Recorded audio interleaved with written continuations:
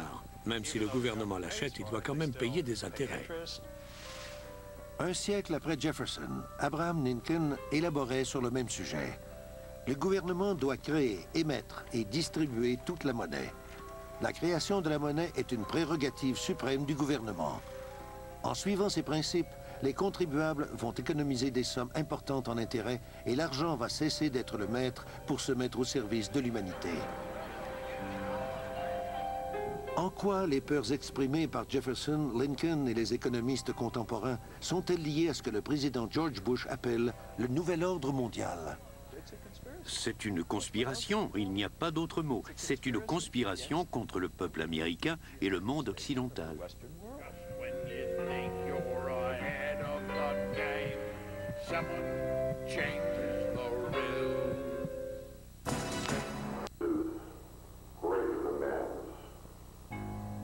Le 30 octobre 1938, le réseau Mercury interrompt la musique de Ramon Raquello et son orchestre en direct de l'hôtel Park Plaza de New York pour la présentation d'un bulletin spécial. La célèbre diffusion de la guerre des mondes commence ainsi et décrit de façon hyper réaliste une invasion de Martiens. Avant la fin de la soirée, 1 million de personnes prises de panique ont envahi les rues. Extremely surprised to learn that a story which has become familiar to children through the medium of comic strips and Durant 50 ans, un lourd secret a pesé sur cet événement. Il semblerait que la diffusion de la pièce d'Orson Welles ne soit pas un simple exploit artistique. had such an immediate and profound effect upon radio listeners. Ce serait en fait un test psychologique complexe de stratégie militaire effectué par C.D. Jackson pour le compte de la Fondation Rockefeller. Quand les résultats sont analysés 2 ans plus tard, ils sont distribués à des groupes élitistes qui se tiennent loin des feux de la rampe. On compte parmi eux le groupe Bilderbergers, la Commission trilatérale, le Conseil des relations étrangères et la Réserve fédérale.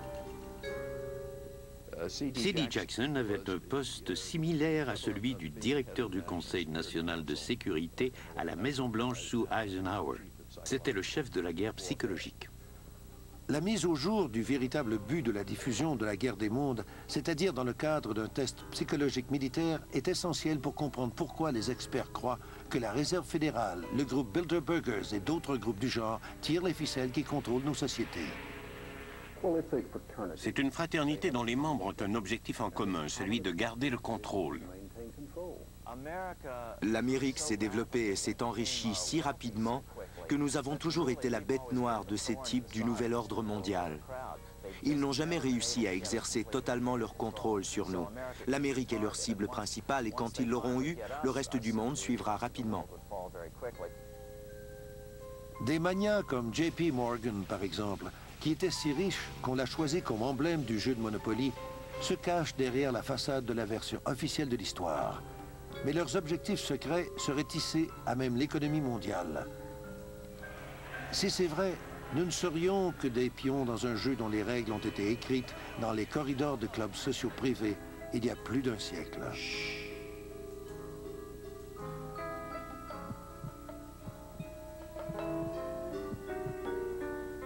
Au large de la côte de la Géorgie, à des centaines de kilomètres au sud de New York, la capitale bancaire du monde, se trouve l'île Jekyll, une retraite d'hiver pour les personnes riches et célèbres. Ce petit paradis au milieu de l'océan a déjà été la propriété de M. Monopoly lui-même, le financier international J.P. Morgan.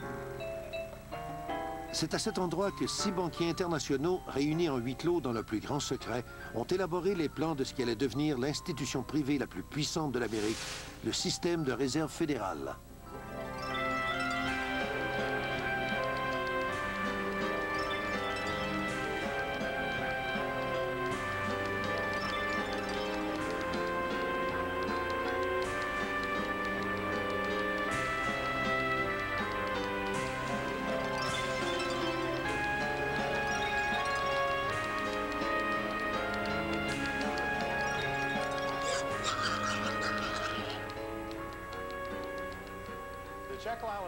L'histoire de l'île Jekyll est l'une des histoires les plus fascinantes du XXe siècle.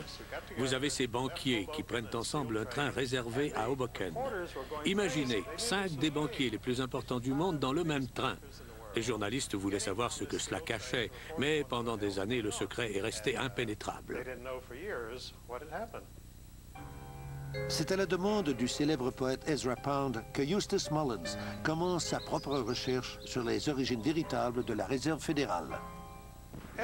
Plusieurs des jeunes amis artistes et écrivains d'Ezra Pound sont morts durant la Première Guerre mondiale. Il voulait comprendre pourquoi ils étaient morts.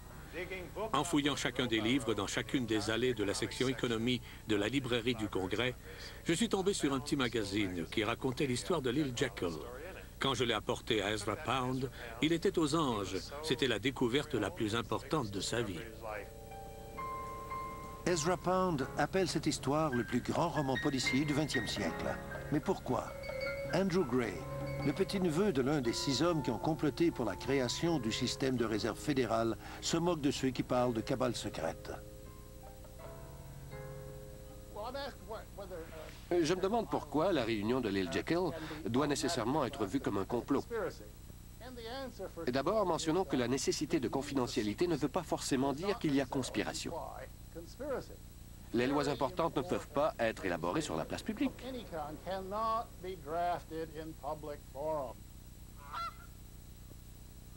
En 1910, il se donne le nom de Club de l'île Jekyll.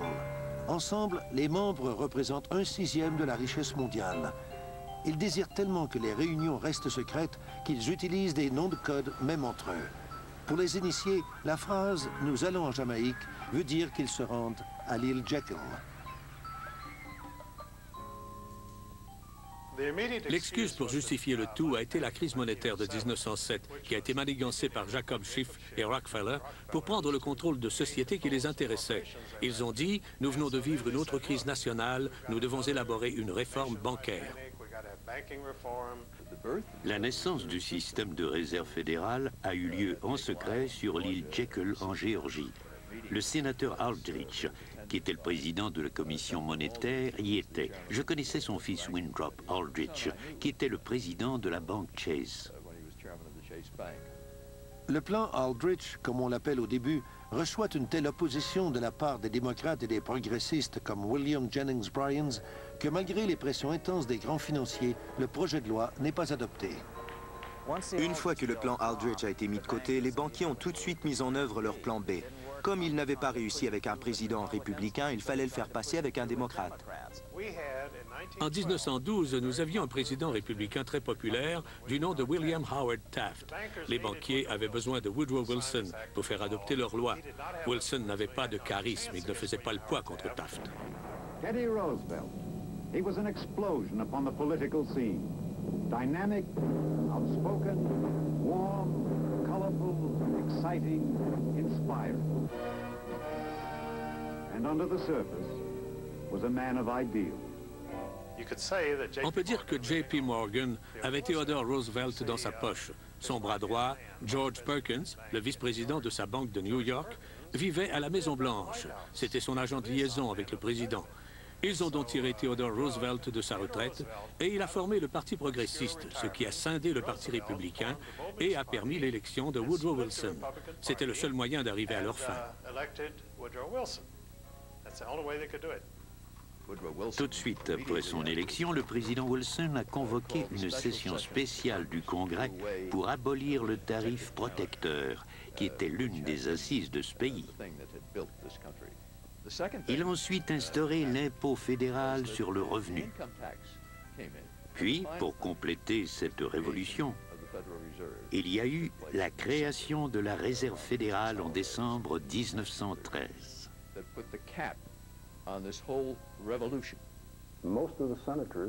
La plupart des sénateurs étaient retournés chez eux pour Noël. Dans le milieu législatif, c'est ce qu'on appelle une opération bien huilée. Toute l'affaire s'est passée sans tambour ni trompette. Le président a signé et c'est devenu une loi de notre pays. Un des opposants les plus farouches de la Réserve fédérale était le représentant du Minnesota, Charles Lindbergh. C'était le père de Lucky Lindbergh, le premier homme à traverser l'Atlantique en solitaire.